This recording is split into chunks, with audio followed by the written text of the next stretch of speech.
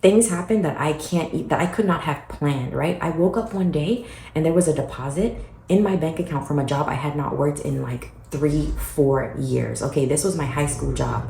No idea why that morning I just woke up and they paid me. Do not know. There was another time where my mom called me and she offered to buy my groceries for the whole month, right? There was another time where I went into a public restroom and found money on the floor. So what was happening was I shifted my identity. I stopped seeing problems. I stopped seeing lack and limitation, and I started seeing abundance. And as a result, my reality had no choice but to change because I changed. And that's how I want you to start thinking about it. If there's anything in your immediate reality that you want to change, anything that you want to make better, anything that you just think to yourself, damn, I wish I had this. You can have that. You can create it. You can make whatever you want a reality. All it takes is that you need to change your identity. You need to shift into the version of you who could do it, who has already done it. If you don't understand that the only thing standing in between you and where you want to be is who you are and who you need to become, then you have a lot to learn and you clicked on the right video. Hello and welcome back. My name is Judita and I am your mindset coach and your dream life advocate. On this channel, we talk about your dreams, your fears, your insecurities, your doubts, your comfort zone, literally all the things that are going on internally when you're trying to create your dream life, because I'm trying to do the same thing. So trust me when I say that I get it, okay? I've been where you are and sometimes I'm still there, okay? So if that sounds like your jam, go ahead and hit that subscribe button. Let's get right into today's video. So like I said already, this video is going to be about doing identity work, and I decided to break this video up into 5 parts, right? So I'm going to give you 5 steps so that every week you have homework, you know exactly what you're working on, because changing your identity, it does not happen overnight. Like, you have been this version of yourself for so long, it would be weird for you to expect that tomorrow you're going to wake up being a brand new person. So this is why you are going to have patience and you are going to consistently work at the homework that I'm about to give you, okay?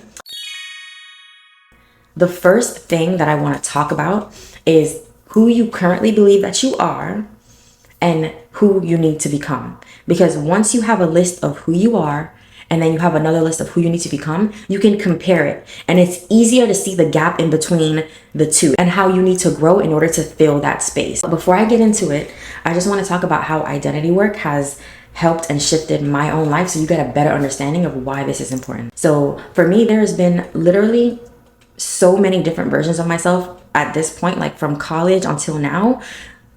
I have grown and evolved into so many different versions of myself. And one version of myself that I talk about often on this channel is the version of me who would lose friends all the time. Like when I was in college, it would start off good. You know, we'd be hanging out. I'd, get along with these people.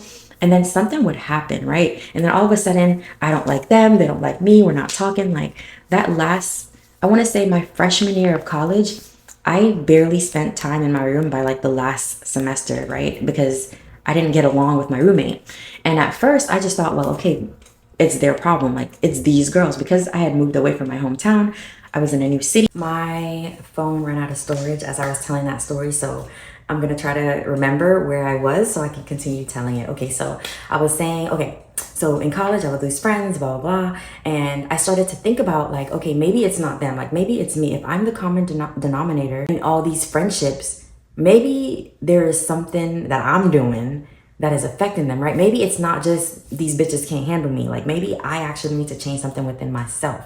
So what I did was I started to reflect on things about myself, right? This was like me getting into being more self-aware, me getting into wanting to just like be the best version of myself. So I could self-reflect and I could take ownership at this point for the things that I had done, for the things that I had said. And I recognized that I had this identity of someone who was just blunt, someone who just tells it like it is. Like my family have told me time after time after time that when they want the truth, they come to me. Like when they want it with no sugar, like no sugarcoating, like they come to Judy. They know how I am. So I developed this identity of like being that person.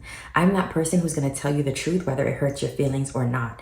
And I recognize that in my friendships, that's not okay. Like everyone can't handle that. Like I do have a couple of best friends that I've known since I was like 11, 12, and their temperament kind of mirrors mine. So like we get along great, but I was no longer living in my hometown. I was no longer around these friends that understood my personality. So I had to change that. I recognize that it's not what I said, it's how I said it. And when I changed that, I started retaining my friendships. I even reached out to one of the girls and I apologized because I apologized to a couple people because I was like, I noticed how I was being, and basically I just felt like this new version of me would apologize. This new version of me wouldn't just, be self-aware and not do anything about it. I saw what I was doing and I felt kind of like regretful about it. But anyways, that's one way in which changing my identity like influenced my life. Another way that changing my identity like influenced my life was when, also back in college, when I would stress about money all the time. Like literally, I would cry about it. I would get anxiety just from the thought of having to check my bank account. Like it was bad. And one day I just got sick and tired of my own shit. I was like, you know what? I'm tired of stressing. Because as much as I've stressed, it's never made me more money. It's never helped me solve the problem. So what I did was I stopped living in that identity as someone who struggled. I stopped living in that identity as someone who, yeah, you get money, but it goes just as fast as it comes. Like I stopped living in that identity and I started focusing on my solutions instead of my problems. Even if the solutions were things that I did not want to do, right? Like moving back home so that I didn't have to pay rent. I didn't want to do that, but I wanted to make sure that my brain understood that I had options, regardless if they were ideal or not. I needed to actually stop being someone who always saw the problem, because that didn't help. Another thing I did was I stopped focusing on what I lacked and I started focusing on what I already had, right? Because that's another thing that we do. We look around at our lives, and the stuff that we have, because every day we see it, because every day we experience it, we start to take it for granted. And that's what I was doing. I wasn't grateful enough that I did have a house, shelter. I had a bed to sleep in. I had food. I had water. I had clothes. I had a job. Like all these things, like we need to be grateful for, because there are people out there who don't even have half of that. So I stopped focusing on what I lacked. I stopped focusing on how much I wanted more money and just start focusing on what I already had and what I could do with what I had. And when I changed my identity into that version of me, things happened that I could not have planned, right? I woke up one day and there was a deposit in my bank account from a job I had not worked in like 3-4 years. Okay, this was my high school job. No idea why that morning I just woke up and they paid me. Do not know. There was another time where my mom called me and she offered to buy my groceries for the whole month, right? There was another time where I went into a public restroom and found money on the floor. So what was happening was I shifted my identity. I stopped seeing problems. I stopped seeing lack and limitation, and I started seeing abundance. And as a result, my reality had no choice but to change, because I changed. And that's how I want you to start thinking about it. If there's anything in your immediate reality that you want to change, anything that you want to make better, anything that you just think to yourself, damn, I wish I had this. You can have that. You can create it. You can make whatever you want a reality. All it takes is that you need to change your identity. You need to shift into the version of you who could do it, who has already done it. Okay? Now let's get into the steps. Let's get into why you're actually here. I'm going to tell you what you need to do to start shifting your identity. The first thing that you want to do is to make a list of who you currently believe that you are. Now, take note that I said who you currently believe that you are, not who you actually are, but who you believe that you are. The reason why I like to say it that way is because I want you to start seeing your identity as something that you get to change whenever you need to. When you have a goal and your identity no longer is in service to that goal, it's not taking you closer to that goal, you get to change. You get to change in this minute, you get to change tomorrow, you get to change overnight. You don't need to give anybody permission, right? And that's the thing. When you are changing, your environment is going to be there to consistently remind you of who you've been. The people around you are going to be there to consistently remind you of who you've been. And you don't have to make anybody comfortable. You don't owe anybody an explanation. All you need to know is that I have a goal. I have a desire. It requires me to be this type of woman, and I'm going to become her, period. Okay? So again, make a list of who you believe that you are. And I want you to separate it into good and bad categories. Now, good and bad are subjective, but the reason why I want you to do this is because I want you to see what you are already doing that's good. I want you to see how the current version of you, like, we love her still, right? She isn't worthless. She isn't useless. She brought you this far. She has brought you through many things, I'm sure. So I want you to make the list. here are all the good things I believe about myself. I believe that I am productive. I believe that I am someone who gets it done. I believe that I am someone who is helpful.